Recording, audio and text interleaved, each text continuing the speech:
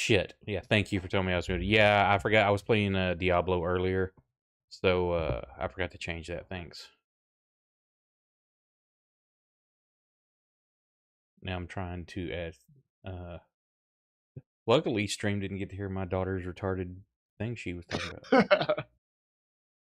Her thing isn't necessarily a character thing; it's more of a setting thing. You have to Yeah. be playing in. There's a Savage World setting. Trying to remember what it's called, but it's basically like the world's kind of been destroyed, sort of, I think, and the only people left are like the bad guy, the villains, and now they have to kind of become the heroes. Yeah, that's always fun. But like I said to you earlier, Bradley, Megamind is a fantastic movie, and that is essentially the story of a villain becoming a hero. Why is Jack, have you ever seen Megamind? I have not actually. We will watch that. Megamind is a movie that should not be ignored ever. Hey, what's It up, Bert? is such a truly unbelievably good movie that it hurts inside a little bit. I'm trying to get this to load up my fantasy grounds. I think we're gonna make some second edition characters tonight, since we're short people. And for some reason, it is not showing Fantasy Grounds. Let me get my where's my phone? I can start going onto my art generator and seeing if I can find What we need to find a uniform style that everybody likes, so I can do the AI art so it all matches. Or find something you like and I can tell it to make something based off that picture. That's true. I actually don't particularly care if my goblin is like the cute Yeah. goblin or the ugly goblin. I don't give a fuck. The point is that he has 36 kids and is struggling to pay child support. Yeah, we'll be using THACO, but Fantasy Grounds auto-calculates it, so the players don't have to worry about it. It'll tell you if you hit or not, and by how much. I know I've got a couple. I think Nick is like very intimidated by it. I'm like, dude, THACO is easy. You just have to, once you get it in your head how it works, it's super easy. Why? I do. I am going to copy that character trait over from our other game, Jack, where my goblin is attracted exclusively to women of higher stature than him, which is effectively everyone. So when he runs into a woman who's like 6.5 feet tall, he's like, "Bro, you gotta bardic inspire me. I gotta go in. Look at how tall. Look at the legs. She's so hot." You're like, "Bro, she is so hideous." And I look at it and be like, "Impossible. She's tall. I don't understand." No, I don't need you to capture that window. Then when I've had to dialogue for an hour and a half, I'm gonna be like, "Guys, please, my voice, my larynx hurts so much. I can't talk like this for another 20 minutes."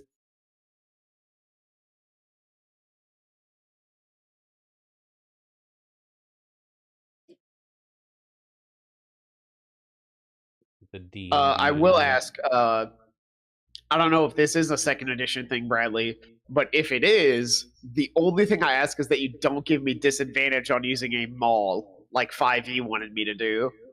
There's no disadvantage on it. You should. It's one of those deals that this one is going to be more high fantasy, so some of that I don't mind slipping through. But yeah, there's no advantage, disadvantage in the old school. Just modifiers, pluses, minuses. Okay. I know 5e when we first started the game with that. I was playing a goblin fighter, and it was like, yeah, mauls actually give you disadvantage if you're below medium, and I was like, can we not? Because I feel like that's just boring for a character like mine, and I'm just a goblin. It makes sense. You got somebody like, say, Moose, his size, with a two-hander, then you hand that same weapon to a halfling. It's like, nah, bro, you can't pick that up. I know it makes sense. I just don't care. If I'm willing to suspend my disbelief that dragons can magically recharge their breath on a 5 or a 6 d6, I'm willing to suspend my disbelief that a goblin can pick up a big fucking hammer. What were you gonna say, Jack? I'm just reading the AD&D player's guide. It's so weird to me that you need 16 dexterity to specialize as an illusionist. You got to wiggle those fingers just right. Woo! I can't find the original picture I was using for that goblin, Jack. I can't find the goblin at the mall. I'm not willing to I go think back. I'm just gonna play a gnome. I was muted earlier, so nobody got to hear my dumbassery. Where I was going to pick up the. Of course, it's the third time you've heard it, but I was going to pick up the Complete Humanoids Handbook, and I didn't pay my credit card payment on time, so they locked me out till Monday, so I can't purchase it.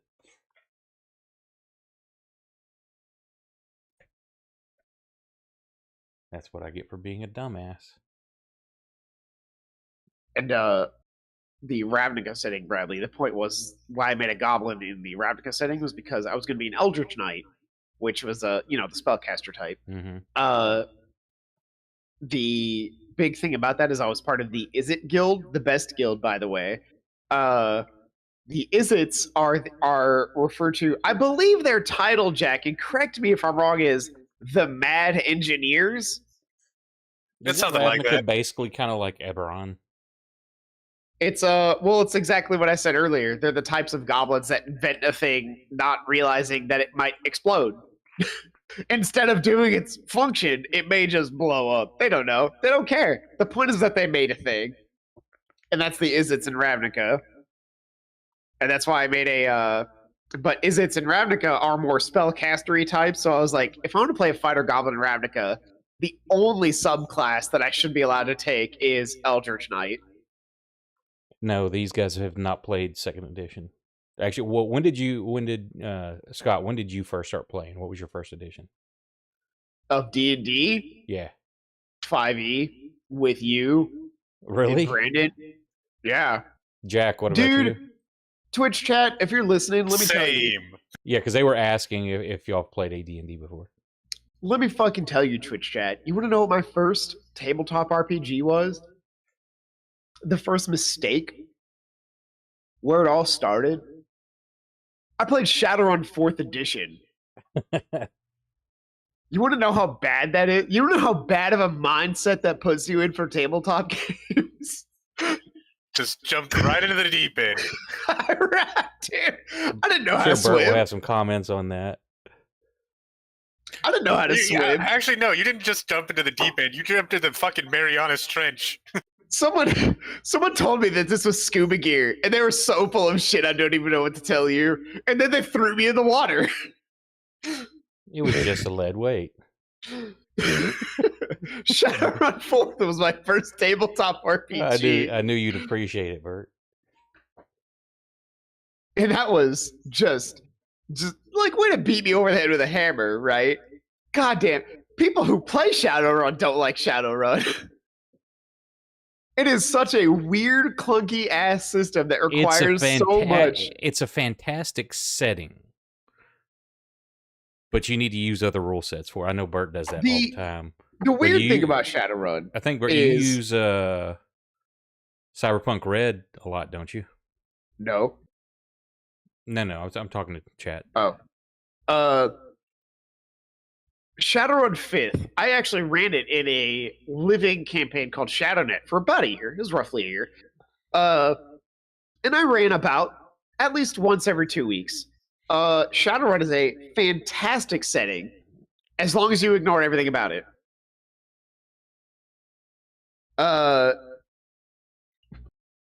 There's a lot of like DM like, yeah, this works or yeah, this doesn't. That if your DM is good and they're actually paying attention, Shadowrun is the single best system in the world.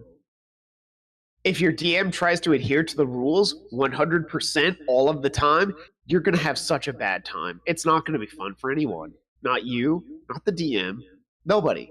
Nobody is going to have a good time. Not even Twitch chat would have a good time. That's pretty much, you could say that about any system. Like, as long as you've got a good storyteller and somebody can make rules up on the fly, they're going to have a great game. Well, then it doesn't matter what you're playing. That's sort of true, but I think it goes double. maybe up to quadruple for Shadowrun. There's just so much extra. You throw a grenade, and it's not a throw check. You throw the grenade, and then they have to land on a specific number. So if they critical success, it's not that they critical success, it's that they chucked a grenade so hard that it hit the enemy they were expecting, bounced off their chest, and then rolled 6 feet this way. Holy shit, are you joking? Gotta use your scatter rolls, bro! Fucking scatter rolls. I have to agree with you, Bert. No version of Shadowrun has been a good rule set. It is clunky. Is it awesome? Kinda. It's kinda awesome. Is it clunky? Yeah. That's I will. But is it because that's what you started with, and you've got like some nostalgia there for it? I actually started in 4E, played maybe 5 sessions at most, and then moved on to 5E where I played on ShadowNet. I don't think there's any nostalgia there, really. I just think it's a system that, with some very slight DM, the hand of the dungeon master manipulating events a little bit, is a fantastic system. The main problem is people who, don't want to manipulate at all, and they look up every single rule where it should just be like, yeah, that works instead. And then it turns into a fantastic system. Here you go. Let me share one. I don't know if I put that in our meme channel, but this is super true. There you go, chat. You can read that.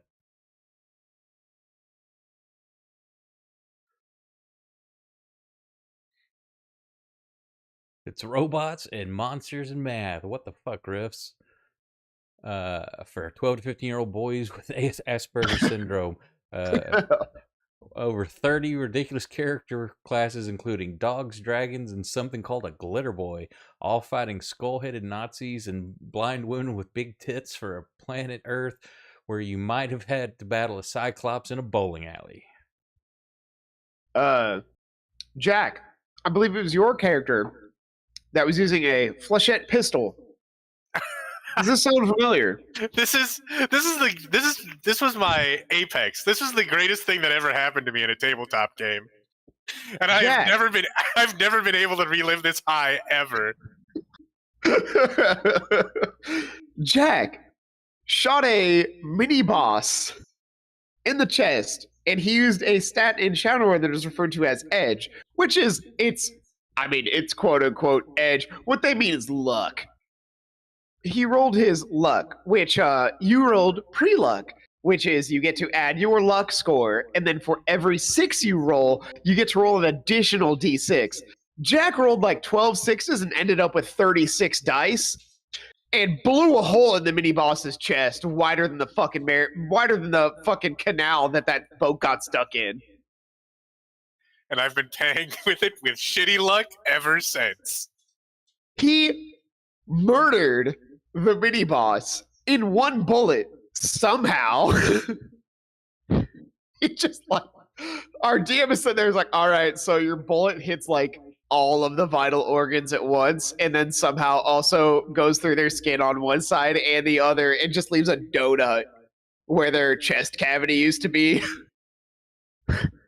He one-shot a mini boss, and then we just walked away. They were done. The fight was over. It just turned around and nuked him. That's awesome and sucks in any system where you've got the boss encounter planned out. Like, cool, you're going to give the group a good challenge, and then it gets one shot or something, and it's like, what the fuck? That was an exploding dice issue, actually, because that's how pre-edge and Shadowrun works. Savage Worlds has that, which I love the exploding dice. They're just, when it happens, it's just fun. It's hype. It's always hype. That's why I was asking earlier in the week about what everybody thought of exploding dice. If I was to implement Garrett and I talked a little bit about that, and my first thought was, like, if Bradley made exploding dice, I would spam magic missile every encounter. I have a 25% chance of exploding dice on every time. Yeah, but it's still a low number. You're going to have to hit that a lot. It's still going to do Guaranteed damage with no saving throw. Yeah. I figured that would be pretty good. Until you run it up against that, oh shit, it's immune to force damage. Is Magic Missile force? Yep. Which most things that is the least resisted damage type in the game, but not when you're the DM. Oh, it is force damage. I mean, yeah, I do that shit in Exalted. Don't tell anybody, Jack. Jack, everyone knows I cheat in Exalted. I don't need to explain this. If I were trying to DM Exalted and didn't try to cheat, you guys would not just blitz through every encounter, but breeze through them. I have to create characters that are more like, what was the last big enemy you're up against? I believe I referred to him as the Great Consciousness, and he was a creature from before the universe that they tried to destroy with the previous Big Bang. And failed. It failed to destroy him with a Big Bang. What are you thinking about making, Jack? Or actually, before you decide what you want to make, say, let's do it old school and roll your stats and see what you qualify for. Just play around with some character creation. Doesn't mean you're stuck with it, but... And we'll go 3d6 in order. God, I hope I don't roll a goblin with high charisma. I can't afford any more fucking kids. So you can do I'm already rolling up into the middle double digits. I cannot be rolling high charisma. I can't have any more, I swear. Oh, shit, I should be making a character. There's a 16. Yeah, you can just do the /roll space 3d6, and then up arrow, enter, or put it in a hotkey. And these character sheets work a little differently than the 5e ones. You have to finagle these a little bit more. I don't know what it is, Bradley. I just love the idea of a goblin who actually gives a shit. Yeah, I had 36 kids. I'll also pay for it if I have to. You know what? I'll be an adventurer and put my life on the line because I give a fuck. Go ahead, punish me. There's nothing you can do to me that life hasn't already done. You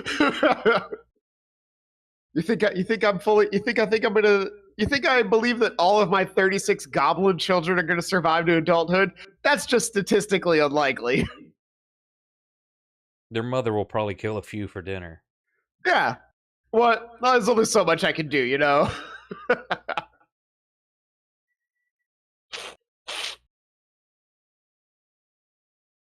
How do I roll these d6s and everything?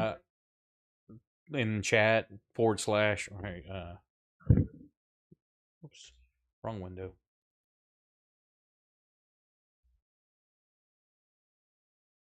I'm just praying to God I don't get a shitload of charisma. I can't do that shit. Then just do that 6. I think if you, then you can just up arrow, enter, and it'll enter the command again. And then you just hit enter to roll it. And then I think you can drag them and drop them in each of the stats. If not, you have it's going to start strength, dex, con, intelligence, wisdom, charisma. Yep. Okay, I'm looking for low That's charisma. what the character sheet is. Technically, it should be strength, intelligence, wisdom, dex, con, or strength, intelligence, wisdom, dex, con, charisma. The is old it school supposed sheet to be had in that that. order? That's how that was the original sheet. But yeah, it makes more sense this way because you've got physical stats than mental stats, basically. Okay. But that's how these character sheets are lined out, is the newer method. Here we go. My first 3d6. That's a goblin with 10 strength. I can't, average. I'll lower my strength to... It won't let me do anything with that. You don't have a character sheet yet? Oh. I have one just called Fighter Dude. Does that count? No. Wait. Oh, that's my test one. You grabbed my test character. Pick your test character. You have to make a new one. I actually, my very first D&D character was when I played with my shitty roommate here, and I actually rolled a 14 on, or not roll, we used standard array, and I chose 14 for strength, and then the first magic item I got was a belt of hill giant strength, raising me to 21, and I looked my DM straight in the face, I was like, do you know what I, as a goblin fighter, am gonna do with 21 strength? I'm gonna fucking kill everything you throw at me. Well, with using random tables for a lot of stuff, it's possible. Could be. I just gotta pay for all my 36 goblin kids. They don't require a lot of gold, but per kid, but I'm trying to be a good dad. My parents were never there for my goblin man, so he's trying to be there for his kids.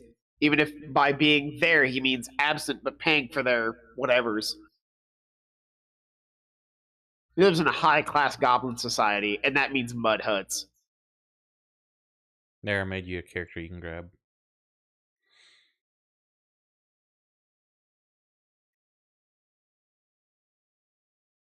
Was Garrett going to try to join, or is he just going to play WoW tonight?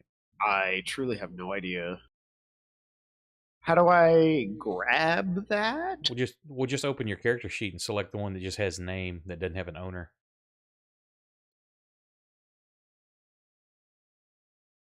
I don't have any of the stuff on the right like you do.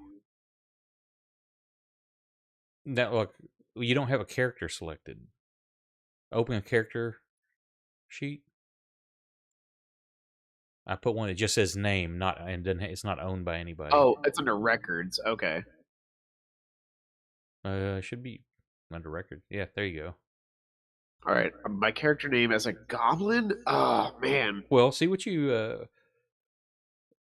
Well, you can be a goblin, but let's see. Let's see what your stats are. Like that one. Let me see if it'll drag it. Yeah, you can't drag and drop it onto. You got to go into the cogwheel. Yeah, there you go. Then you can do it. So the little cog wheel beside abilities, if you open that, then you can drag and drop whatever you roll into that space. Let me look up the AD&D goblin.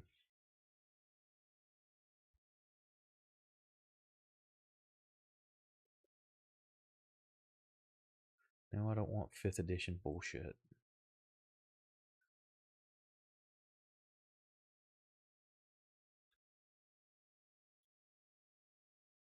The humanoids. Jack and Bradley, should I take Smash Crash or Slam Jam? I don't know. I think you're being presumptive on a name before you see what you're capable of. This is the most important part of the character, dude. Okay, I gotta open up a PDF. I'm not finding it online.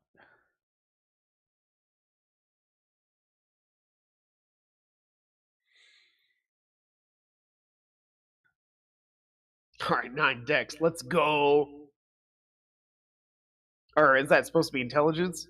No, just do it straight in order what's on the actual character sheet. Okay. My con is please give me a lot of HP because I cannot do this shit with. I cannot be a fighter goblin with 10 strength and 9 dex. It's not going to go well. So you can make multiple characters. Oh no. It's going to give me all high intelligence stats. No. Oh no. 13 intelligence. Let's see. Humanoids. Goblin. Where's Goblin? Goblin 9 wisdom and I knew it. I knew it would give me 16 charisma. I fucking hate this game already. Oh no. I'm going to be trying to slam every tall girl in a 20-foot radius. Let's see.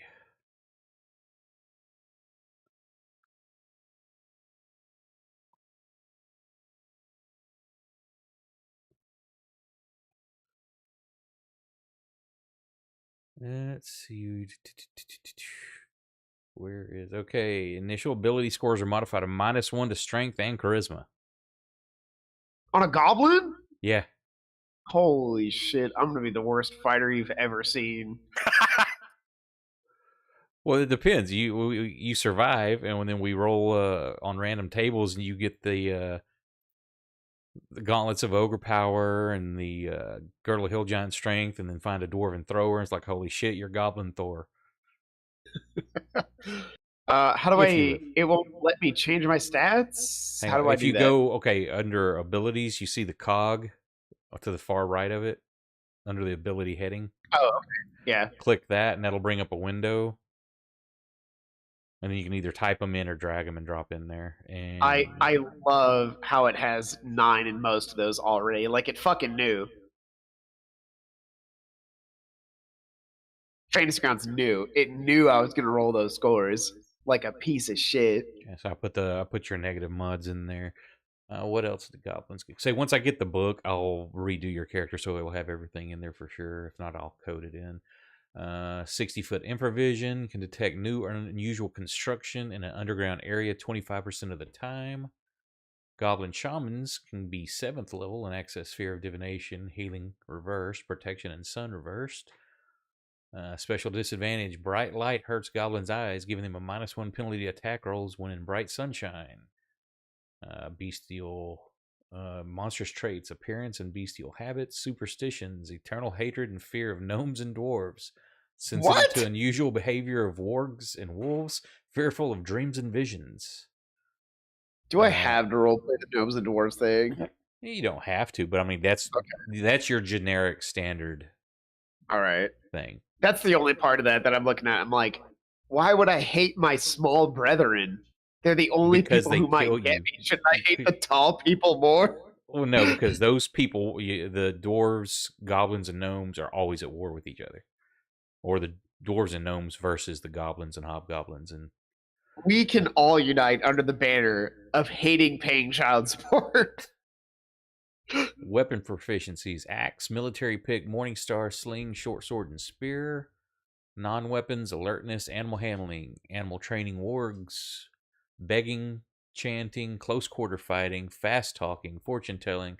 That's funny. You can have fortune telling, but you're fearful of dreams and visions. Hiding, hunting, information gathering, looting, mining, religion, riding wargs, and set snares. That's what I'm you afraid of wargs, but I can ride No. You're not wargs. afraid of wargs. You're sensitive to the unusual behavior of wargs and wolves. Okay, that makes more sense. All right.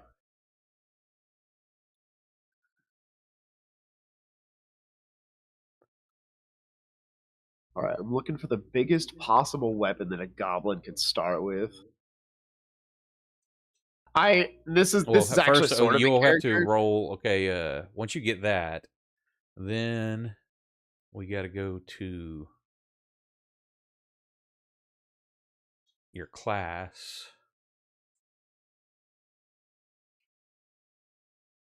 And I believe 9 qualifies for everything, if I remember correctly. Except for, like, Paladin is the worst to try to qualify for. Let me pull up the old handbook. Oh man, I do see muskets on there. Does that mean I have flintlocks? Okay, I don't see flintlocks on a sheet here that I'm looking at least. Mm, I think it would be really funny to just have a goblin that has, one gigantic oversized weapon for him, and then also have a flintlock with one bullet. You know what? Okay, Twitch chat, back me up on this. Part of what makes playing a goblin great is you can justify any shitty behavior by saying, I'm a goblin. It's like one of the best parts. I'm not saying I'm going to do shitty behavior. My goblin is genuinely going to try to take that care of his. sounds like the classic. That's what my character would do. That's why I'm acting like an asshole. Yeah, I don't want to do that, but I do think it would be funny to be a character a goblin fighter who is more or less forced into being an adventurer to pay for his shitloads of kids, and then he looks at like the biggest weapon on the wall and he's like, that one. Big is good. And then stubbornly refuses to try anything else. I am looking at the mace, at the giant kin mace, though, and I'm like, I don't know if he would pick something that's quite literally bigger than his whole body. Dog, what do you want? I do have 13 intelligence, so I don't think he would pick anything that is like significantly larger than himself. Yeah, well, say fighter, and yeah, say all your base classes: fighter, thief, mage. You need a 9 in your prime requisite. Okay, good. I do have 9 strength. Oh no, I have 8 because you told me I had 8, right? No, you Oh, rolled. minus 1. You've got a 10. -1 is 9 because you rolled a 10 for strength. Oh wait, no, that was. I'm looking at fighter. Yeah, you rolled that fighter, dude. That's when you had that one logged in. So yeah, you qualify. Oh, okay, yeah, I do actually. You're right. Just That would have been the first one. Okay, yeah, yeah, okay, and good. see, this is like where you're rolling the intelligence check. This is roll under versus 5e, which you're used to, where here's your target number. Everything is a plus to it for the most part, unless you got super low stats. So this one is like you want to get underneath your intelligence. So the higher your stat is, the easier it is to succeed. Yeah, yeah. I've played that in the I believe it was the Fate system when I tried to play Rogue Trader once. And that game lasted like 4 sessions max. But it was something like that, yeah. And then let me pull up classes.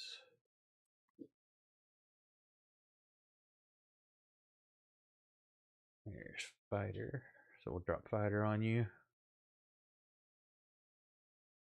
I don't know what a speed factor is. Okay. And back in then, it's going to depend on your weapon. Speed factor is basically like if you're swinging a two-handed sword and another dude's swinging a dagger, who's going to move their weapon faster? The dagger guy, Yeah. because it can be moved quicker. That's what the weapon speed is, or a speed factor is when it adds that number to the initiative. And here you roll a d10 plus weapon modifier. So you're someone swinging that big two-hander is going to probably go last, but they're going to do more damage if they hit typically. That actually reminds me of Exalted. I've never played second, so this feels like what Exalted did. It feels like it was trying to emulate more like the second edition style of combat. The way Thaco works, which is 2-hit armor class 0. Everybody, you go from 10 to -10 on armor. 0, of course, being in the middle. If it's a positive, like say they've got an AC of 8 and your Thaco is 20, you need a 12 to hit. So you just subtract it. If it's a negative modifier, you add it. They had a -2, well, you need a 22 to hit. But you don't have to worry about figuring that all out because it's already done for you. If you'll notice your saves, it's not just like in D&D, you got strength deck or a fortitude, your con, each of your stats. This is based upon the type of attack. So paralyzation, poison, death, rod, staff, wands, petrification, polymorph, breath weapon, and spells. Each of them are different depending on your class, and they all go down differently as you level. Fighters being the best, your Thaco will go down by 1 every level. Oh, this is pretty good. While others will be like every 2 levels, every 3 levels, that kind of thing. You get more weapon proficiencies, and as a warrior, rogues would get more non-weapon, etc. Rogues I really like in 2nd edition because each of their abilities, their thieving abilities, are broke down. Instead of, hey, I want to be stealthy, okay, roll stealth. Okay, in 5e that covers hiding, moving, whereas in here you got hide in shadows, you've got move silently, pickpockets, find and remove traps, listen, that kind of. So each thing is broken down instead of just a sleight of hand or a stealth check. Yeah. And First edition, it was static, the percentage based on your level, what your percent chance was. And second edition, you start out with 60 points when you can't put more than 30 in one skill. But you can divide up, like if you want to be better at one thing or not. And then your race has a bonus or a minus to those skills. Every level past first, you get 30 points to distribute no more than 15 in one skill. So you can totally make, like in the Tuesday game that Bert runs, my Dwarven Fighter is a locksmith. So his open locks, find remove traps, I'm keeping those maxed out, but he's not too good at reading languages or hiding or that kind of stuff yet. Hey, Jack. Hey, what? Are you gonna play another bard so you can, instead of screw me over like in the other game where I played a goblin like this? Are you gonna? Oh, I guess I should say you helped him in that game. In this game, giving me bardic inspiration on seduce checks would actually be screwing me. I can afford more kids, dude, but I can't stop myself. Bard, I'm trying to remember. I know. Yeah, they second edition they had it as a bard as a separate class, because first edition, trying to remember it correctly, you had to go up, was it like 5th level in fighter, 9th level in rogue, and then you had to pick up druid and get to a certain level, and at that point you became a bard. The second edition, it is a acquire, however, bard requirements: 12 dex, 13 intelligence, 15 charisma. And if we go strict rules, human and half elf are the only ones that can be bards. Ew. I'm not too worried on racial restrictions, because it's like some of those back in the day is like, why can't other races tell stories and pass on their poems and shit? Yeah. Same thing, like paladins were always human, I believe. It's like, so the other, or no, one, you had to be a lawful good deity, and it's like, so the neutral gods didn't want to have a champion. I mean, older systems weren't exactly streamlined either. If I die, tell my wife I said hello. One of the first things my goblin would do is try to attach himself like emotionally to another player character. And of course it all comes back to taking care of his kids. So in his dying throes he'd be like, grab him by the shoulders and be like, please don't let my kids. Here's what's gonna be funny with your dude having that high charisma. Because if you look at your stats there under your charisma, you get 7 extra henchmen with a +3 loyalty base and a +3 reaction adjustment. So it's like, you go do it. I'm going to stand back here and supervise. Okay, how do I make this character? Let's go. I'm ready. Do your roll space 3d6. And we'll see what you get. There's starting out with an 8 strength. Hell yeah. Welcome to my world.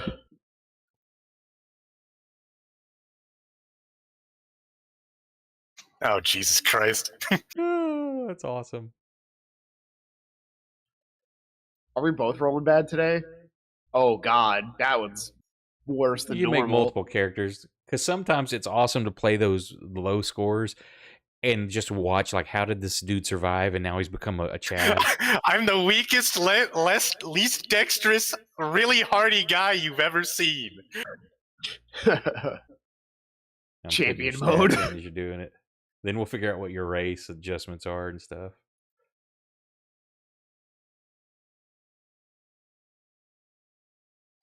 It's looking like I'm gonna be some sort of spellcaster. Well, let's see. Yeah, you can't be a bard. Your dex does not qualify.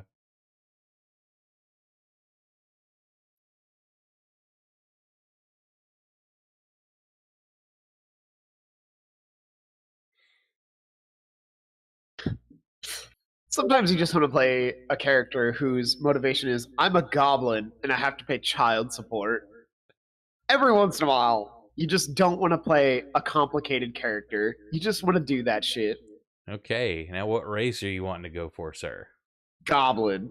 Well, I know you, but No, I'm speaking for Jack. He wants to also be a goblin. gnome. you're going gnome. We're going to be the Short King crew.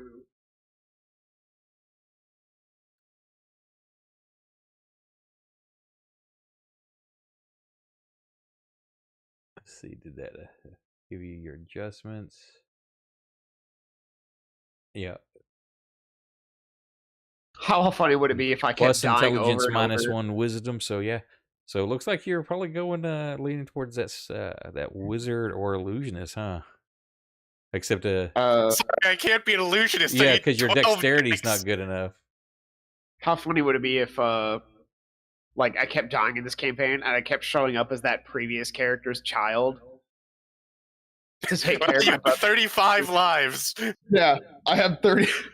I have 30 plus chances to make this work. Well, it was always funny back in the day because it was not uncommon for us to, you make your character, it dies, and then you would put like the second, like Yeah. the II after the name. Brother. Yeah, and it's Yeah. like you just keep using the same name over and over, but it was like the second, the third, the fourth. Or the first one was you get your first one, then it was junior, then it was the third.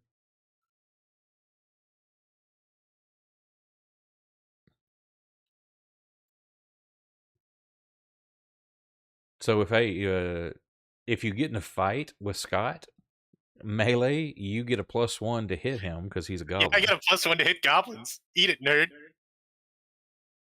Oh, no. I'm Sam, 110th of my name. I also,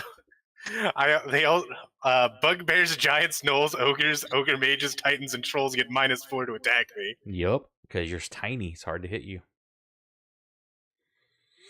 Fear the small bitches.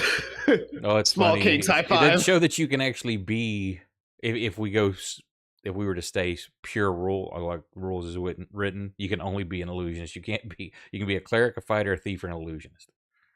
Are there no Tonight- ASIs? No. Oh, Yeah, Unfortunate. that's a 5th edition thing. However, there are like tomes and manuals which can permanently modify your stats. Of course, magic items in 1st edition are much more prevalent than 5th. That's all part of that. It's like you use magic to augment yourself. And what do you want to play class wise? I'm gonna if you want to be an illusionist, I'm not gonna worry about that dex thing. I guess I'll be an illusionist then. I mean, you don't have to. I'm just saying if you want. Well, I was feeling like I wanted to be an illusionist, so we'll go illusionist.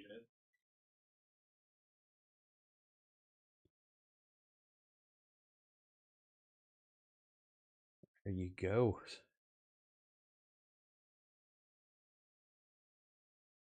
Let's see. AC 11. That is fantastic.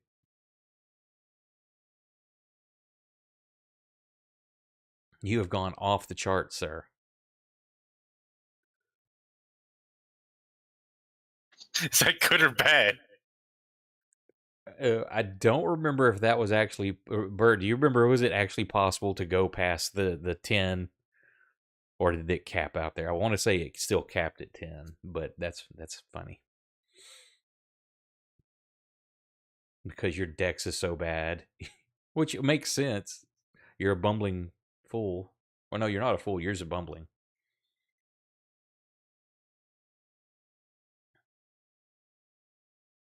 You think this? Yeah. So,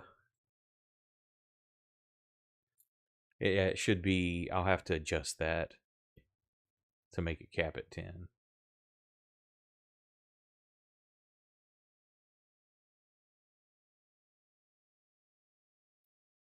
Let's see. Let me double check. I want to say you start with 6 spells. Or am I remembering a wrong edition?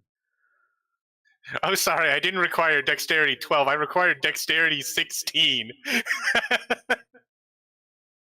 That's odd. I literally To cast if we're those going by the book. yeah, to cast those illusions, you've got to be able to manipulate your body very well. That is such a strange. I want to meet the people who wrote Second and ask them. I mean, it kind of makes sense, but at the same time, dexterity hold on. 16, really? Hold on. Why does that make sense? Elaborate. Why does the ability to create an illusion predicated on the ability to manipulate, predicated on your ability it's the fine hand movements. Why does an illusion require a fine hand movement? That's what this comes down to. To trick people. Why? You've got to really be intricate with your somatic gestures. Why? You've got to throw gang signs. To be an illusionist, you're in a gang, so you have to throw gang signs. And you know how hard it is to twist your fingers up in those weird patterns?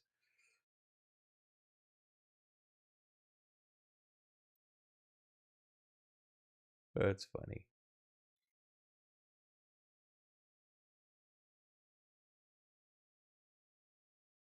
Okay, everybody starts with a secondary skill. Each of y'all roll a percentile dice. We'll see what your secondary skill is. Yeah, spells require either 6 fingers on each hand or a dexterity of 16 or 18. Okay, 48. I love that we both rolled completely different numbers. 48, your background, your secondary skill is sailor. So you get sailing and swimming.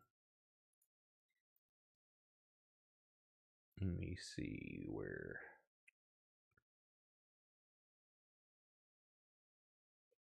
Was there a spot on this thing for that? I think we just put it in.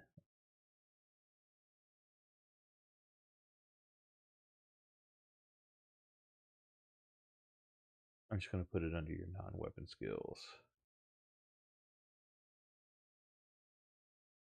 And then 81. No skill of measurable worth. Great. I love what a fun game type that I will totally show up to play and not give you no warning whatsoever as I never show up. Oh, come on. It makes sense with a goblin that's been doing nothing but fucking and making kids his whole life. I should be able to at least hunt game. Small game.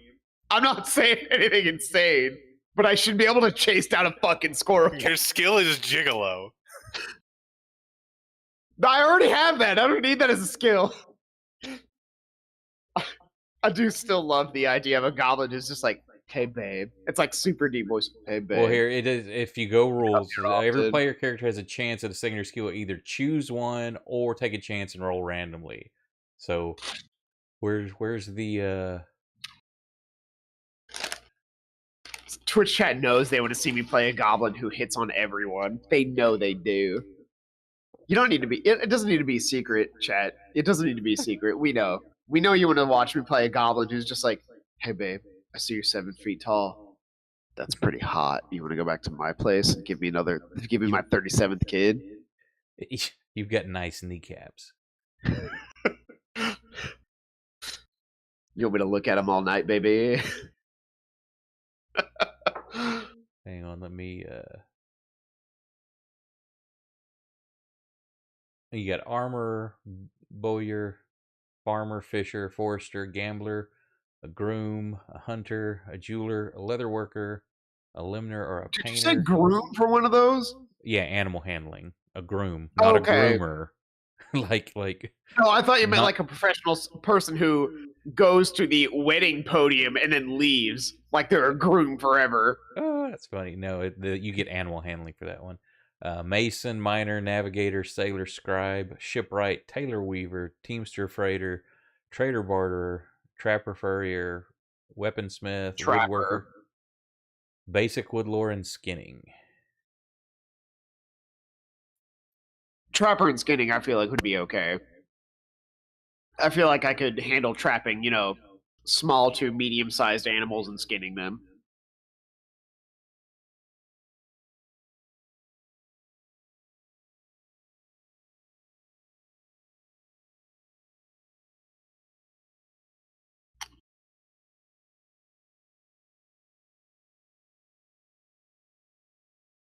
I may tone down the insane 36 number, but I'll be honest with you. Best case scenario is low 20s. I'm still going to make an absolutely absurd double-digit number. Okay. Let me see if this list. Okay, if you look under skills,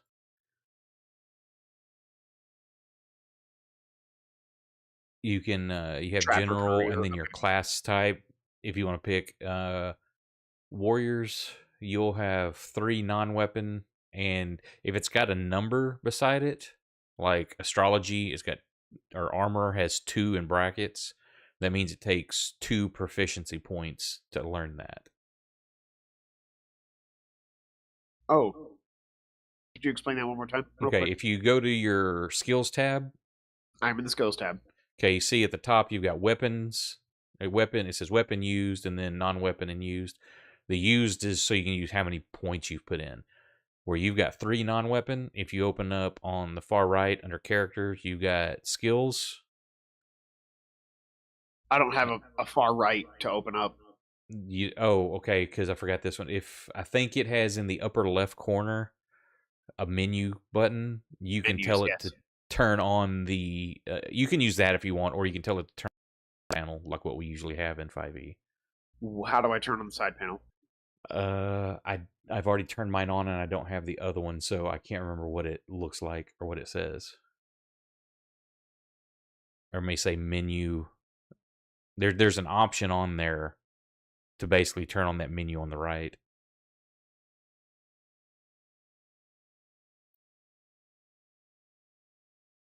If you want to share your screen, I can look.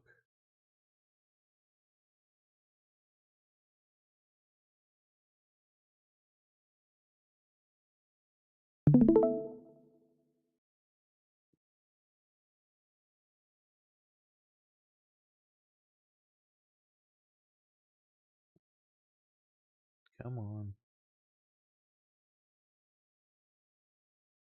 Why are you not letting me? Also, if you wanted me to name all 36 of my kids, I'd be okay with that. I imagine this goblin that I'm thinking of would actually take the effort to. If he's going out there to risk his life being an adventurer to pay child support, he would remember 36 kids' names. Okay, not close your option window there. In the upper where it says menus in the upper right or upper left.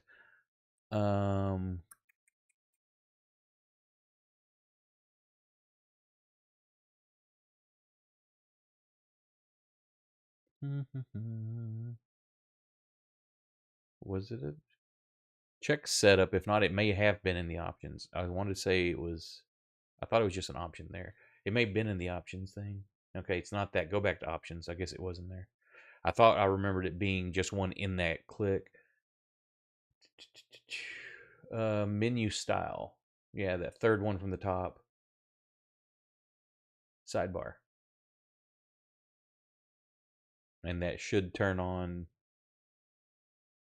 I can't see the side of your screen, so I'm not sure. There is Did no that side turn of it the on? screen. No. On the far right, it doesn't give you the. Yeah. I got nothing. Go back to your menu or the options. Menu style sidebar. Yeah, I'm not sure. Does it have? You shouldn't have to save that. That should just automatically change it right there. I wonder if you. Oh, you may have to exit and come back in.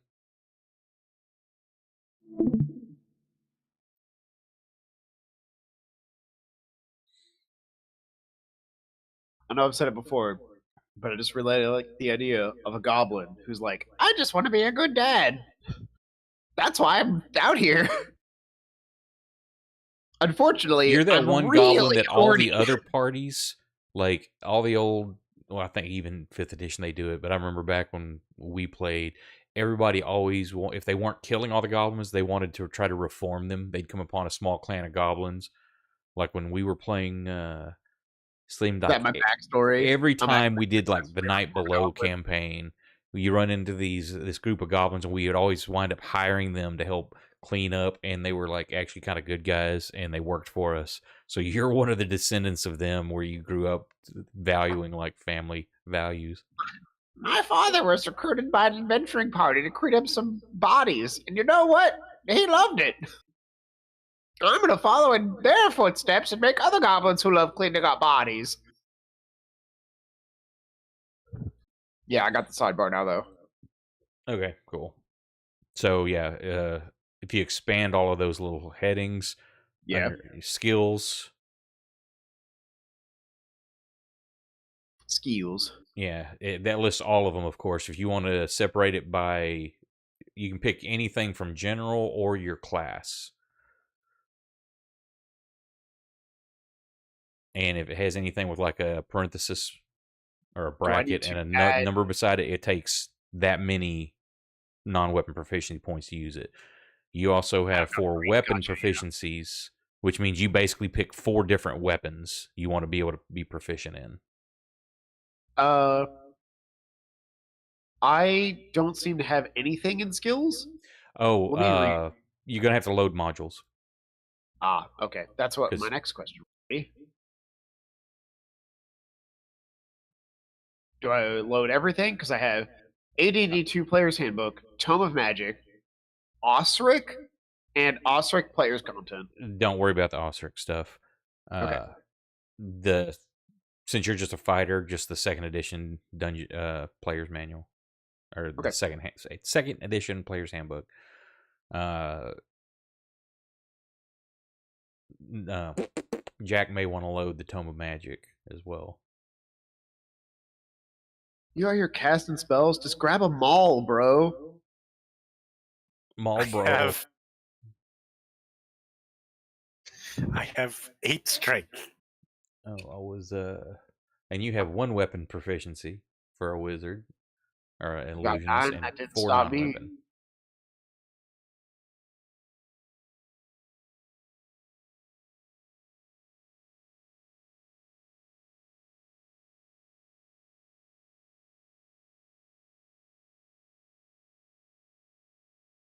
Oh, I do like the idea that I could take animal handling because that would I feel like as Trapper Furrier, I could make my job like, yeah, I raised tame wargs, and then they reached of age. I brought them into a slaughterhouse for their leather. Yes, correct. I am wearing warg leather for my armor. Yeah, it is pretty awesome.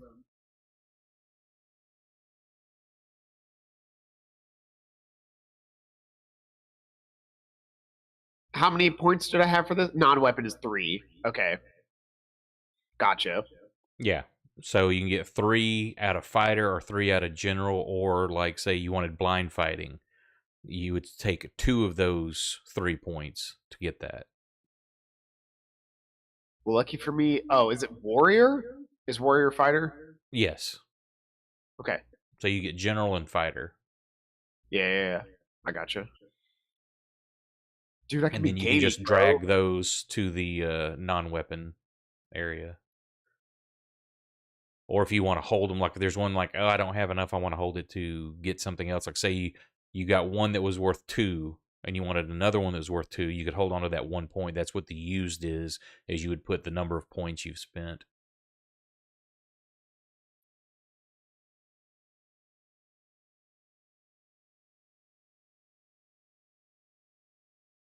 Tracking is available to me. I feel like that would be pretty important if I was going to be a character who, before becoming a adventurer, would be a hunter.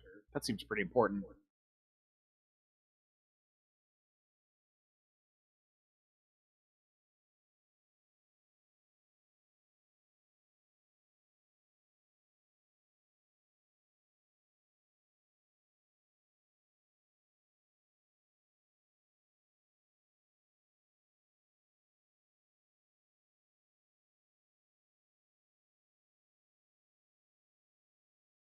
And then I'm trying to remember. Gotta look up the If you want to read about you'd have to, if you need a copy of the second edition player's handbook. Well, no, this one you should be able to open up. Yeah, it tells you about what's in the skill. If you open it up, you can read it in there. Forgot about that. Hey Ari, what's up? Say we're just me, Scott, and Jack making second edition characters for Making a whenever we shooter get a goblin. chance to It'd be play some great. second. If you're interested, Ari, jump in also if you want. Yeah, I'm super stoked to play an absolute piece of shit goblin. You know, I keep calling him a shitter goblin, but I'm probably going to be the most morally straight character in this game. Let's not kid ourselves. I'm a dad trying to do right by his kids. Fight me. I'm literally as good as it gets.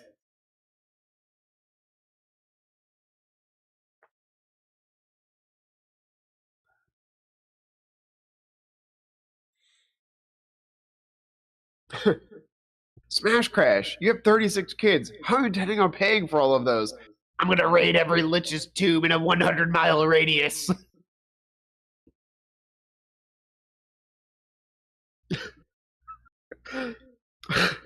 I do love the idea of a goblin warrior breaking down the door of a Lich's tomb, and Lich is like, oh god, it's him. The guy who loots tombs just to pay for his kids. Oh no. Okay, yeah, starting money too. I forgot about that. Warrior, roll 5d4 times 10. That's how much gold you start with. One more. Oh, 5. Okay. 140 gold. I rolled like actually pretty well above average. Yeah, put that in your inventory so you can go through items and start buying whatever you can afford. Wizards 1d4 plus 1 times 10, Jack.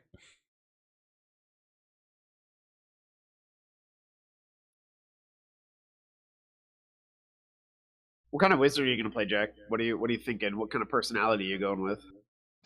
A tricksy illusionist. That means nothing. What are your dreams, your aspirations? Tell me who you are. I just rolled this character. Give me a second. He wants to aspire to be a goblin with many children. He wants to have a dad as good as me. 1d4. What was it for? D4 plus 1 times 10. Oh my god, I've made another character He's who gonna has to roll be a everybody's 1. dad. Jack low dice. Oh he my maxed god. it out. 50 gold. There you go. That would be super funny if everyone else had like huge parental issues, and I'm like, yeah, I'm not here just trying to support my kids. That's that's what I do. Everyone keeps coming to the goblin for fatherly advice. Smash Crash, what do I do about this? He's like, have you ever considered just trying a different state of mind, going into it with a more open philosophy? Let's see. Oh, I forgot about these.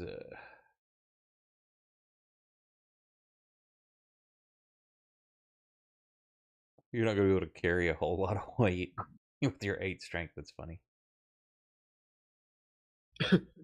Smash Crash, what's been your character arc this entire time? I've been learning to keep it in my pants. We haven't been learning that. It has been a difficult journey.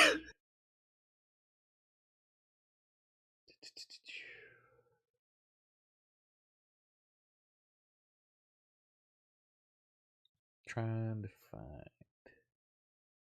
Is Smash Crash married? That's the real question. I imagine he is. Probably to like 3 different goblin wives that he's all cheated on. Well, I don't know. Are goblins Mormons? The problem is that they're not. That's why his wives are pretty upset with him. That's why he was forced into being an adventurer. He didn't get a lot of choice in the matter. They said they were going to start hiring big words like lawyers and trying to get stuff like alimony if I didn't go be an adventurer. I don't know what those words mean, but they're scary sounding.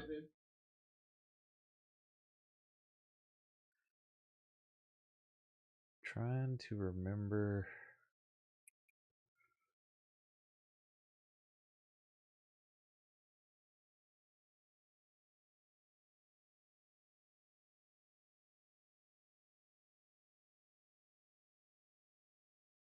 Yeah, so illusionist.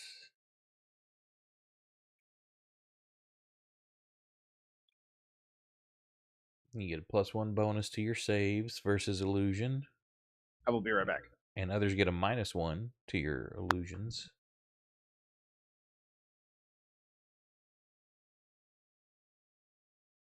You get an extra spell at each level that has to be an illusion.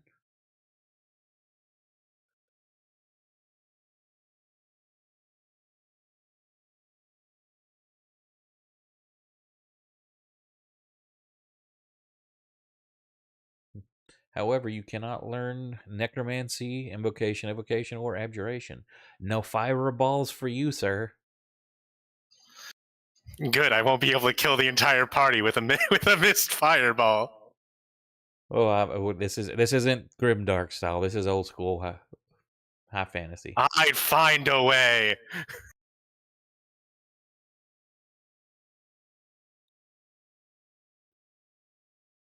And why can I not find the damn info? How many spells you start with? Probably because we never use those. There's always you get read write magic, the tech magic, and then I think rolled a d4 to see how many more you learned. I don't remember the actual rules as written. Anybody in chat remember?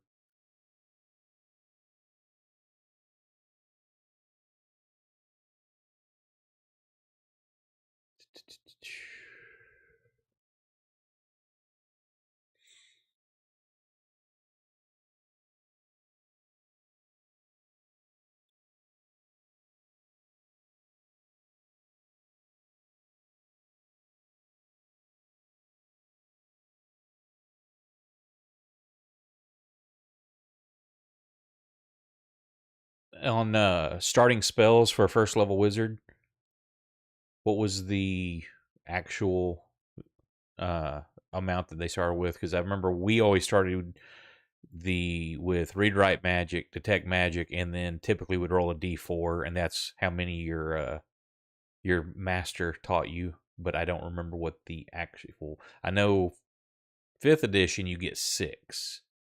I don't remember 1st edition or 2nd edition. I'm trying to find it.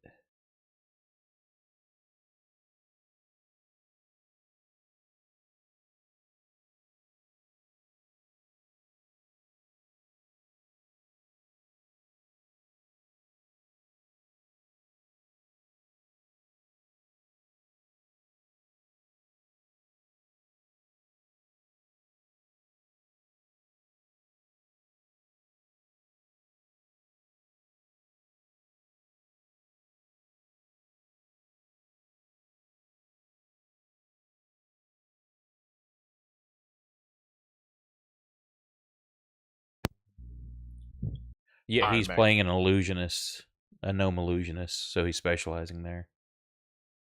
So I know he gets an extra illusion spell at each level, but I just don't remember the base. Oh man, I could have been a wild mage. Shit. Oh, you can change it if you want. Yeah, it's not like these characters are exactly set in stone except mine. I'm absolutely using this. Or roll multiple characters, because when this one dies. My goblin can't afford to die. He's invincible. He has too many kids.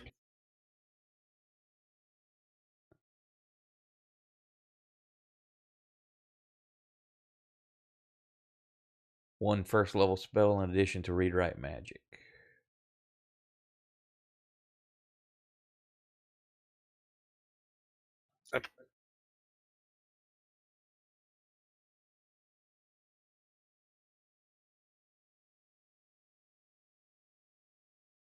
Where was that at, Bert? Was that under the mage or under spells? Oh, illusionists also get an additional Yeah, slot illusion. for illusion. Yeah. Yes.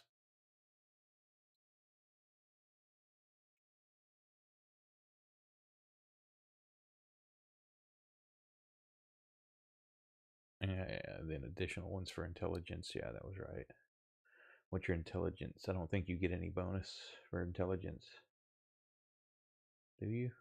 What do you got? A 13?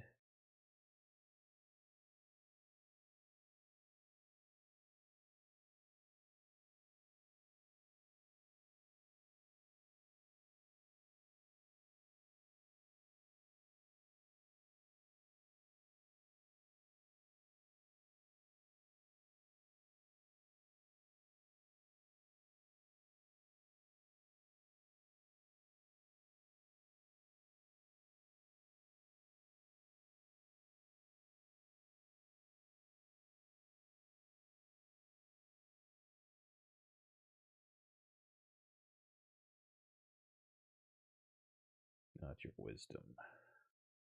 10. Nope. You don't get a bonus, so you'll get to you get read write magic. Let me put that on your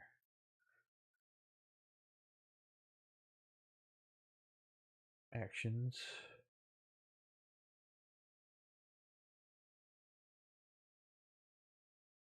Powers.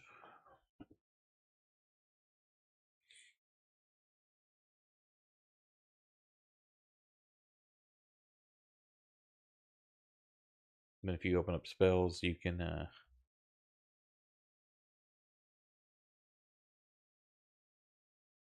sort by first level. And pick one illusion. Well, you can pick two illusions. But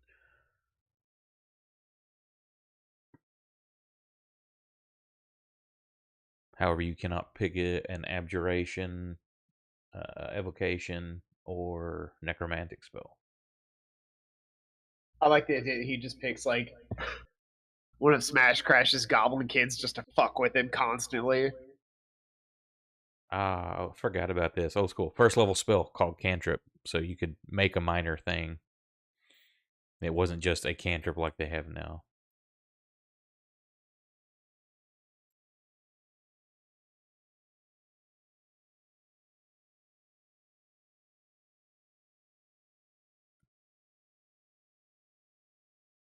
Yeah, you can only cast one per day, but it's how many. I was referring to how many they get, how many spells they can start with in their book.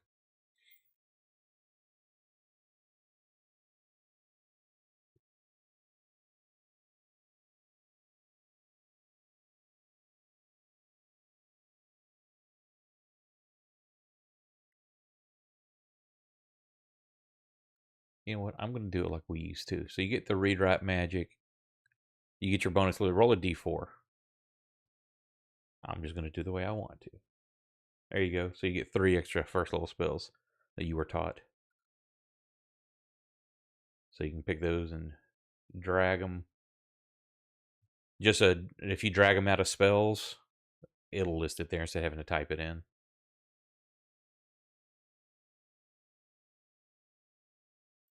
All right. And then, of course, you can sort it by first level and then whichever schools.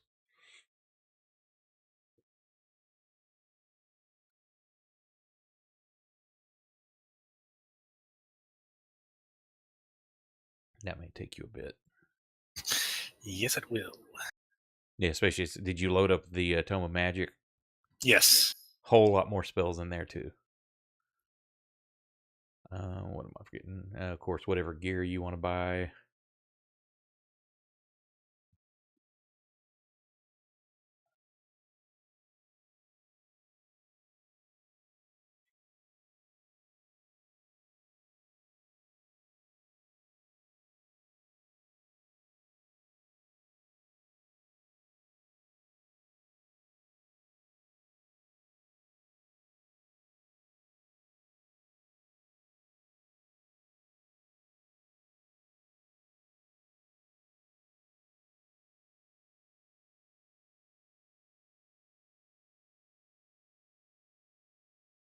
Figured Garrett would have joined us.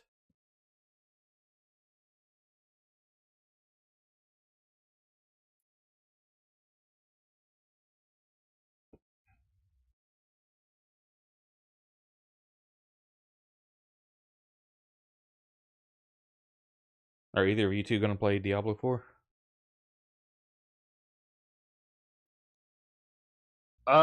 Eventually, I'll wait for all the DLCs and stuff. And when it's not, I don't want to pay $60 for it, just so a year later I can spend $30 to $60 on the DLC. I'll wait for them both to drop to 30. I agree completely, except there's certain ones like Diablo. I've already pre-ordered. I've loved Diablo since the first one. Most stuff I'll wait till like a year later when it goes on sale on Steam or something to grab something. It's rare that I will spend 60 plus bucks for a game anymore.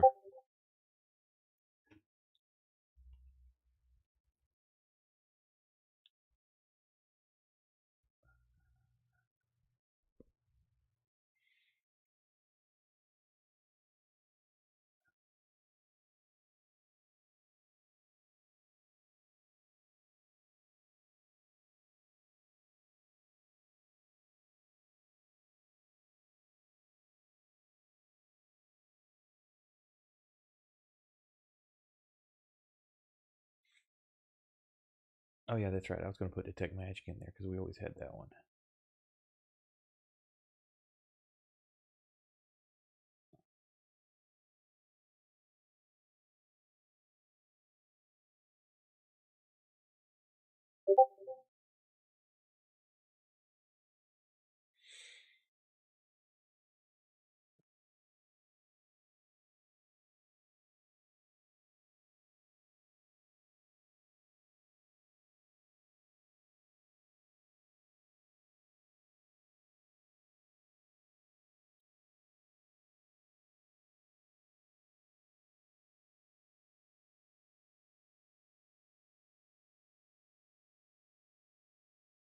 Trying to get Garrett to come join us. Nick's, I'm sure, getting drunk. Brandon's probably driving still, and I don't know what Kate was doing this weekend.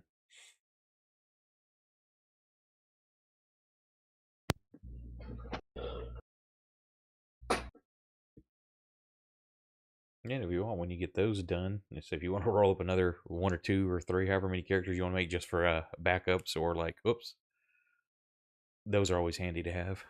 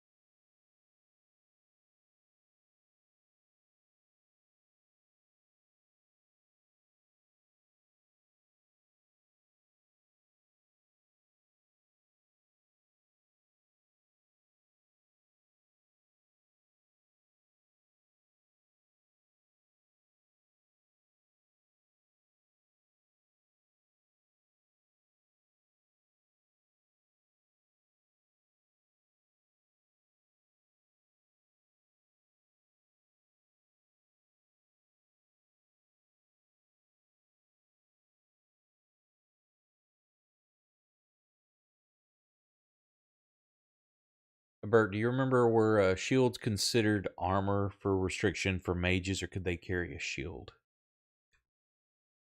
I was thinking that they could not use shield, but it's not saying specifically under the wizard, just says armor.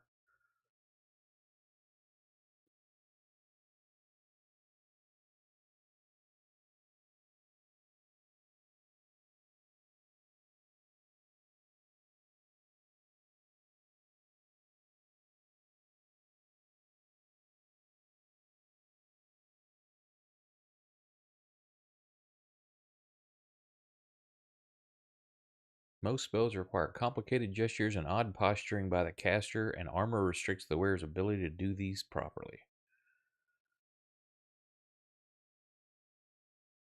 But it does not say shield.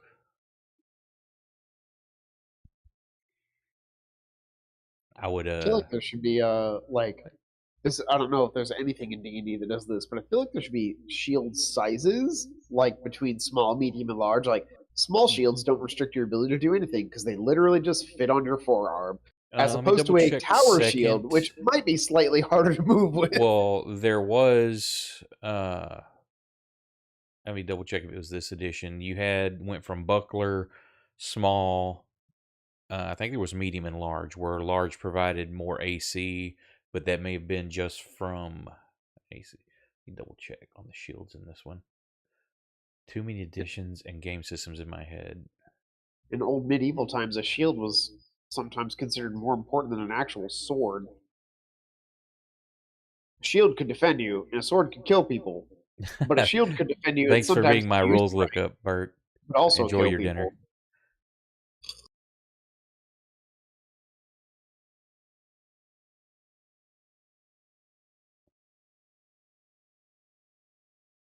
Yeah, I think bucklers were allowed.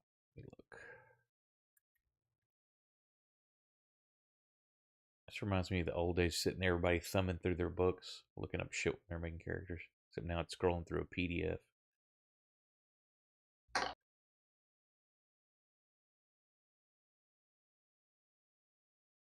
Shields, yeah.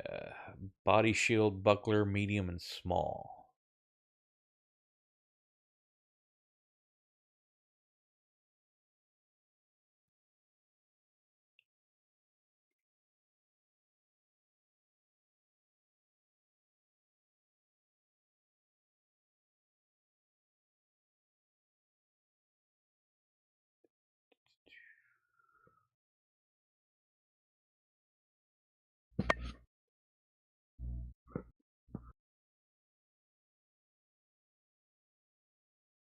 Shields. All shields improve character armor class by 1 or more against specific number of attacks. A shield is useful only to protect from the front and flank of the user. Attacks from the rear or rear flank cannot be blocked by a shield, except a shield slung across the back. Does help defend against rear attacks. The reference to the size of the shield is relative to the size of the character. Thus, a human small shield would have all the effects of a medium shield when used by a gnome. A buckler is a very small shield that fastens to the forearm. It can be worn by crossbowmen and archers with no hindrance. A small size enabled to protect only against one attack per melee round of the user's choice, improving the character AC by 1 against that attack. Small shield carried on the forearm and gripped with the hand is lightweight, permits the user to carry other items in the hand, although it cannot be used as a weapon. It can be used to protect against 2 frontal attacks of the choice. Medium can protect against any frontal or flank attacks. Body shield provides a great deal of protection, improving armor class of the character by 1 against melee attacks and 2 against missile attacks. From the front and the flank sides, it's very heavy. DMA wish optional encumbrance system, blah blah. So that's the shields.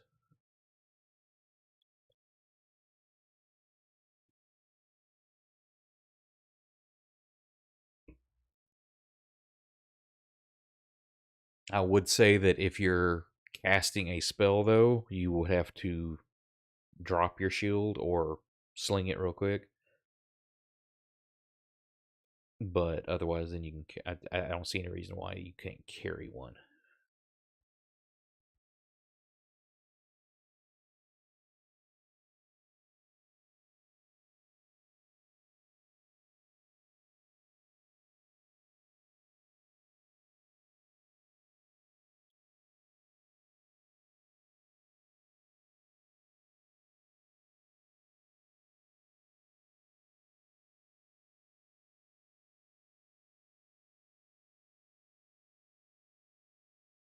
What are you picking? Burning Hands. I don't think you can get Burning Hands. Nope, never mind. That is a transmutation. I thought that was an evocation. There's the killer right there. Sleep. I have been involved as a player in TPKs where everybody failed their save and the whole party went to sleep. Never leave home without it. Never leave home without it. And also the paperwork for the paperwork for the alimony and the child support for the 36 kids. Yeah, and this I is also a like it known, Bradley, that I like to think my goblin is actually relatively good at reading contracts and things like that because he's had to do it so many fucking times.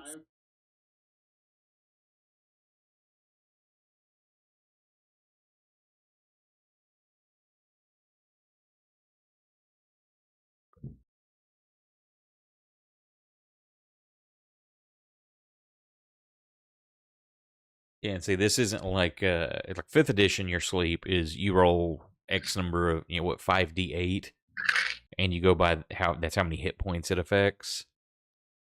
This edition is based off of what's the hit die of the creature you're trying to attack. Then you roll a number of dice, and that's how many creatures are affected. For instance, one hit die or less, 4d4 creatures are affected. That's why, and then like up to 2 hit dice, which would be like a second. That's why it works so good against PCs. So your second level, you go against that one spellcaster. He rolls 2d4, so up to 8 PCs could get slept, and that's what happened to us. A group of 4, and he cast sleep, and we were out.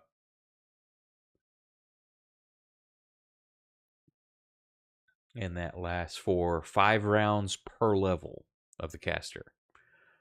There's no saves at the end of each round. That's where 5e really wussified spellcasters in that aspect. Like, let me pull up a whole person.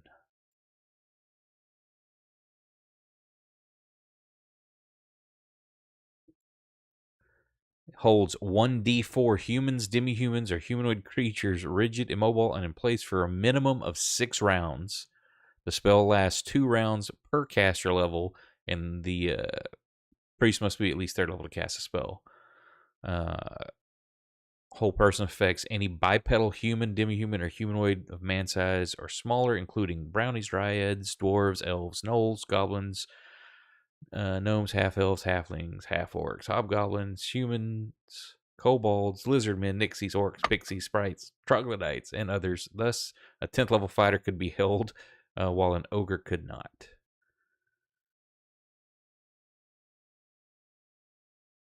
If the spell is cast at 3 persons, each gets a normal save. If at 2, saving throws are at -1. If only cast at 1 person, the saving throws at -2 penalty.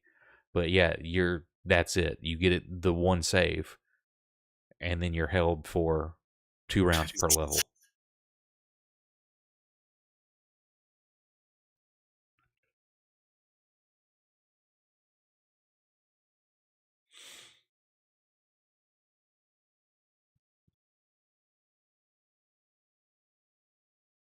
Undead, you did not want to fuck with, especially shit like whites, which drain levels. Yeah, I noticed all my illusion spells are like, except for undead. Undead aren't affected by illusions. Undead and constructs, I believe. Same thing for like sneak attacks and things like that. They don't affect constructs or undead because they don't have any vital organs that are to worry about. They're dead or Have just no a livers to construct. be stabbed in. Backstabbing's much harder to do in this edition too, because you literally got to be stabbing them in the back, and they don't need to know you're there, or be so out, ganged up on that they can't actively Outgunned. defend. Yeah.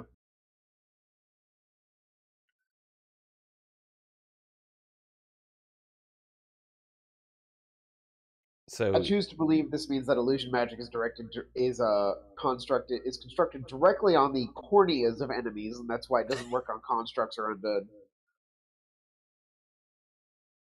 I'm choosing to believe this. I don't care that's about cool, other dude. arguments. And so here's your you got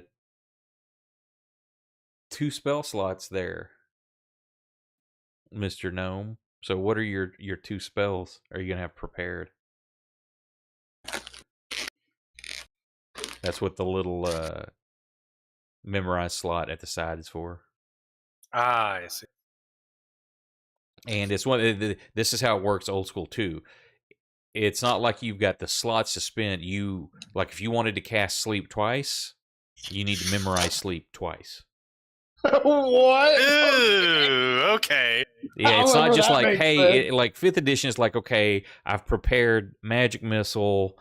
You got 4 spells you prepared, cool, and you just decide which one you're gonna cast at a time. Like, no, if you want to cast a sleep, cool, you learn it, and then say you've got you want dancing lights just in case you need to see in the dark. Cool, you learn one each. Once you lose your sleep, well, now you've got dancing lights to use. However, that's part of the balance. There is that you've got to be picky with what you learn and how many times you learn it. But like I say,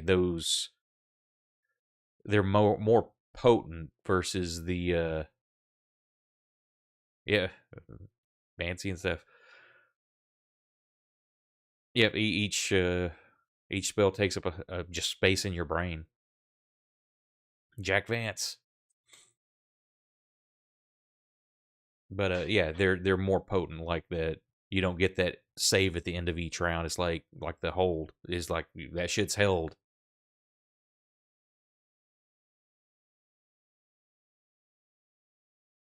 God, I'm getting kind of tired. I think I'm gonna go to bed. I rolled a goblin. He's invincible. He'll never die. He's got too many kids to take care of. And if not, he's got you just set up all your other next characters. You've got 36 of them to come This is follow in Smash Dad's Crash. footsteps. He died, and his son Bash Smash has taken his place.